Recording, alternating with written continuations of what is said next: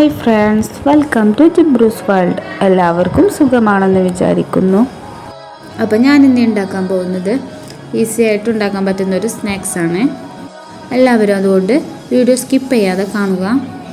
അപ്പോൾ jibru'sworld എന്ന channel ആരെങ്കിലും സബ്സ്ക്രൈബ് ചെയ്യാത്തവരുണ്ടെങ്കിൽ ഒന്ന് സബ്സ്ക്രൈബ് ചെയ്യണേ. കൂടെയുള്ള കുഞ്ഞു ബെൽ ബട്ടൺ ഒന്ന് പ്രസ് ചെയ്തേക്കണേ. കൂടെ തന്നെ ഓൾ എന്ന ഓപ്ഷനും കൂടി ക്ലിക്ക് ചെയ്യണേ. അപ്പോൾ നമുക്കിനി വീഡിയോയിലോട്ട് പോവാം. ഇതിനു വേണ്ടിയിട്ടുള്ള ചേരുവകൾ എന്തെല്ലാം നോക്കാം. അപ്പോൾ ഇതിലേക്ക് ആവശ്യമായത് 1 കപ്പ് മൈദ, 1.5 കപ്പ് റവ. പിന്നെ ഇപ്പോൾ ഇടാൻ പോകുന്ന ഇൻഗ്രീഡിയൻസ് എല്ലാവർക്കും ഇഷ്ടമാണെന്നില്ല, ഇത് നിങ്ങൾക്ക് സ്കിപ്പ് ചെയ്യാവുന്നതാണ്. ചെറിയ ജീരകം, അതുപോലെ തന്നെ 2 ഏലക്ക പൊടിച്ചത്. ഇനി ആവശ്യത്തിന് ഷുഗർ ചേർത്ത് കൊടുക്കാം. അത് നമ്മുടെ ഇഷ്ടത്തിനനുസരിച്ചിട്ട് ഇട്ട് കൊടുക്കാം.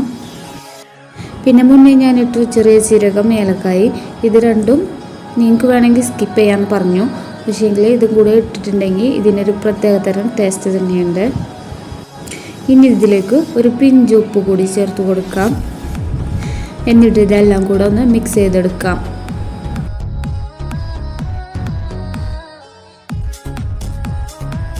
അപ്പോൾ ഇനി ഇത് കുഴച്ചെടുക്കാനുള്ള വെള്ളം ഇളം ചൂടുവെള്ളമാണ് എടുത്തിട്ടുള്ളത്. നല്ല ചൂടും വേണ്ട, അതുപോലെ തണുത്ത വെള്ളവും ആവും വേണ്ട. അപ്പോൾ നമ്മൾ ഇതിലേക്ക് ഈ ചൂടുവെള്ളം ഒഴിച്ച് കൊടുക്കുമ്പോൾ കട്ട കിട്ടാതിരിക്കാൻ വേണ്ടിയിട്ട് കുറേശ്ശെ ഒഴിച്ച് കൊടുക്കും. അപ്പോൾ നമ്മുടെ ഈ മാവ് നല്ല കട്ടൊക്കെ ഉടച്ചെടുത്തിട്ട് നമ്മൾ നെയ്യപ്പത്തിനൊക്കെ മാവ് ഉണ്ടാക്കുമല്ലോ, അതിൻ്റെയൊക്കെ ഒരു ലെവലിൽ ഇളക്കിയെടുക്കാം. ഇനി ഇതൊരു 15 മിനിറ്റ് റെസ്റ്റ് ചെയ്യാൻ വെക്കാം. അപ്പോൾ 15 മിനിറ്റ് ആയിട്ടുണ്ട്. ഞാനും ഇത് ഫസ്റ്റ് ടൈമാണ് ഉണ്ടാക്കുന്നത്. അപ്പം നമുക്കിത് ഉണ്ടാക്കിയെടുക്കാം. അതിനായിട്ട് ഒരു നോൺ സ്റ്റിക്ക് പാത്രമാണ് ഞാൻ വെച്ചിട്ടുള്ളത്. അതിലേക്ക് ഓയിൽ ഒഴിച്ച് കൊടുക്കാം. അപ്പോൾ ഇത് ഉണ്ടാക്കുമ്പോൾ മീഡിയം ഫ്ലെയിമിലിട്ടിട്ട് ഉണ്ടാക്കിയെടുക്കാം. ലോ ഫ്ലെയിമിലായിട്ടുണ്ടെങ്കിൽ നമുക്ക് ഈ മാവ് പൊന്തി കിട്ടൂല.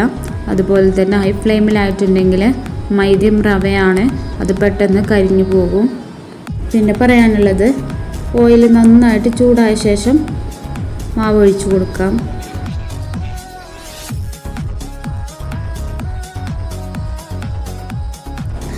അപ്പോൾ ഇതിൻ്റെ ഒരു വശം ഗോൾഡൻ കളർ ആകുമ്പോൾ നമുക്ക് മറുഭാഗത്തേക്ക് മറിച്ചിട്ട് കൊടുക്കാം.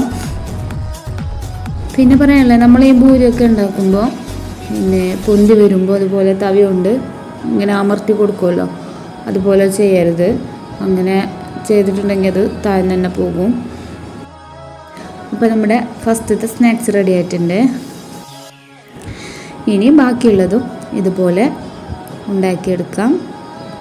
അപ്പോൾ നമ്മൾ ഈ മാവ് ഒഴിക്കുമ്പോൾ ഇതിങ്ങനെ പൊന്തി വരുമ്പോൾ ഇതുപോലെ തവി കൊണ്ട് ഇതിൻ്റെ മുകളിലേക്ക് ഓയിലിങ്ങനെ ഒഴിച്ചു കൊടുക്കുക. അപ്പോൾ അതൊന്ന് നന്നായിട്ട് പൊന്തി വരും.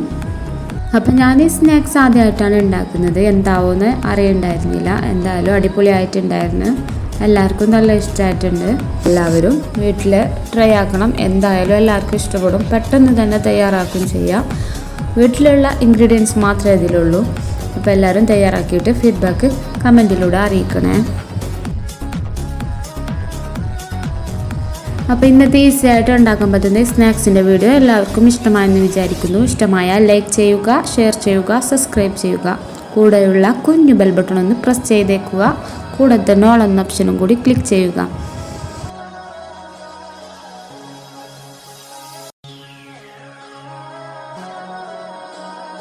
അപ്പോൾ വീണ്ടും നല്ലൊരു വീഡിയോ ആയി കാണുന്നവരെ bye. Thanks for watching my video.